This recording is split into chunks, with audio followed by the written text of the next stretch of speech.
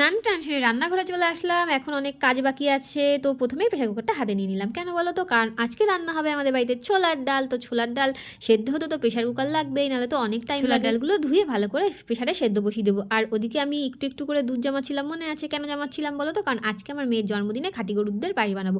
দুধের কালারটা জাস্ট দেখো, পুরো ক্রিম। মাঝে মেয়েকে স্নান করে দিয়েছি সকাল সকাল, দিয়ে নতুন জামাটা পরে দিলাম। ও কি খুশি দেখো একবার। তো হবে জন্মদিন বলে কথা। এদিকে আমার পায়েসটাও রেডি হয়ে গেছে। তো ওর 1 বছর বয়সে আমার পিসিমণি ওকে রূপোর বাটি চামচ দিয়েছিল। তো সেটাতে করে প্রতি বছরও পায়েস খাই, তাই সেটাতে আগে সবার প্রথমে পায়েসটা ঢেলে নিলাম।